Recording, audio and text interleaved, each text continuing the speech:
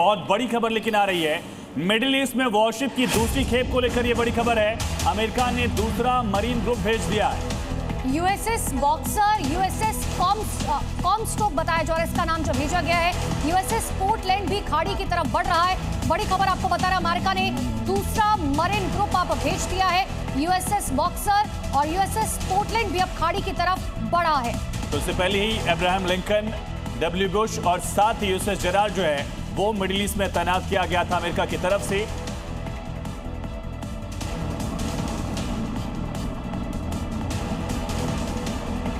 तो अमेरिका की तरफ से लगातार जोरदार तैयारियां की जा रही है, लेकिन इन सब के बीच में डोनाल्ड ट्रंप का एक नया बयान सामने आया है। सीधे लिए चलते हैं आपको वॉर रूम, जहां से मेरे सहयोगी आरजू मौजूद है जो आपको बताएंगे डोनाल्ड ट्रंप का अगला बयान। डोनाल्ड ट्रंप ने ईरान को लेकर बयान दिया। मिडिल ईस्ट में ग्राउंड ट्रूप्स नहीं भेजेगा यूएस, ये बात क्लियर की है। मिडिल ईस्ट में सैनिक हम नहीं भेज रहे हैं। ट्रंप ने कहा 2 सेकंड में हम हालांकि जंग खत्म कर सकते हैं।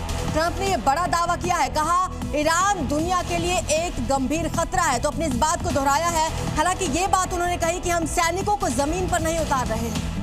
अगर डोनाल्ड ट्रंप ये दावा कर रहे हैं कि 2 सेकंड में वो युद्ध खत्म कर सकते हैं, तो आखिर किस मोटिव के साथ अब वो लड़ रहे हैं? जो इनकी कैपेबिलिटी है, जिस तरह के इनके पास बॉम्ब्स और मिसाइल्स हैं, तो अगर वो ईरान को बर्बाद करना चाहें तो ऑब्वियसली किया जा सकता है, बट इस युद्ध का पर्पस आम पब्लिक के खिलाफ नहीं है।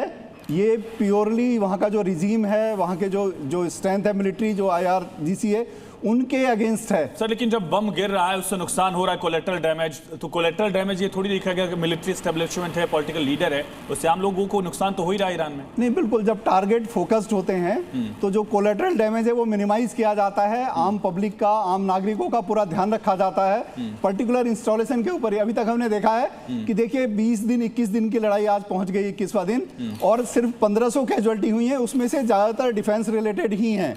तो हमेशा इस बात का ध्यान रखा जाता है कि आम पब्लिक पर उसका असर ना पड़े। जी बिल्कुल, लेकिन टीकू सर, सबसे बड़ी बात यह है कि डोनाल्ड ट्रंप कहीं ना कहीं अब ये माइंड गेम खेलने की कोशिश कर रहे हैं। साफ तौर पर करें, जैसे आयुष ने पूछा कि 2 सेकंड में जंग खत्म कर सकते हैं, इससे पहले भी वो इस तरीके के तमाम बयान दे चुके हैं जो ये बताता है कि वो माइंड गेम्स खेलने की कोशिश कर रहे हैं। अब पता नहीं वो किस प्रकार की माइंड गेम खेल रहा है, क्योंकि कल जापानीज प्राइम मिनिस्टर के सामने भी कुछ ऐसी बात कही जो कि इंटरनेशनल डिप्लोमेसी में कभी एक्सेप्टेबल है ही नहीं। पर्ल हार्बर का उन्होंने जिक्र किया और उसकी कहानी बिल्कुल, हिस्ट्री बिल्कुल अलग है।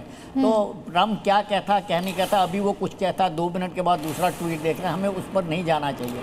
हमें ये देखना है कि युद्ध किस स्थिति में पहुंच गया, और मैं आपको 4 चीज़ें बताता हूं जिसने युद्ध को इस लेवल पहुंचा कि मुझे नहीं लगता आपको इसी पर होने वाला है। एक तो पार्स गैस फील्ड को डिस्ट्रॉय करना, और उसकी रिटेलिएशन में कतर को डिस्ट्रॉय, कतर के ऑयल रिफाइनरीज को डिसाइड करना।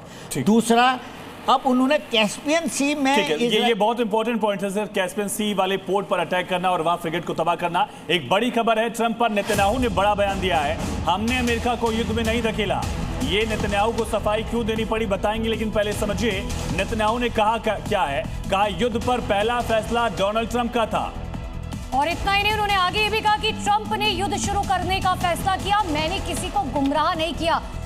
इतना ही नहीं, नेतन्याहू, ये एक बार फिर समझिए उन्होंने क्या कहा कि युद्ध पर पहला फैसला ट्रंप का था। क्या ये सर जिम्मेदारी से हटने की कोशिश है? टिकू सर बहुत छोटा सा।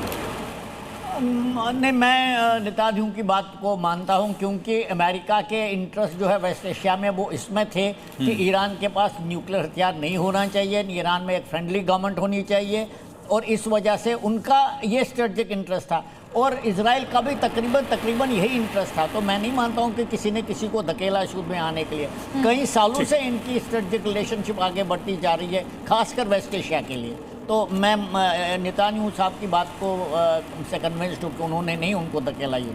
बिल्कुल, और डोनाल्ड ट्रंप की तरफ से भी यही कहा गया कि ये जंग का जो फैसला है वो हम लोगों ने लिया है, उन्होंने भी इस बात का जिक्र किया। लेकिन सबसे बड़ा कॉन्ट्रडिक्शन जो है वो शुरुआती दौर में दिख रहा था, जो पार्स पर अटैक किया गया था, जिसका जिक्र टिकू सर आपने भी किया। क्या सर उस अटैक ने इस पूरे बैटलफील्ड को बदल कर ऑयल फील्ड में बैटलफील्ड को तब्दील कर दिया? ये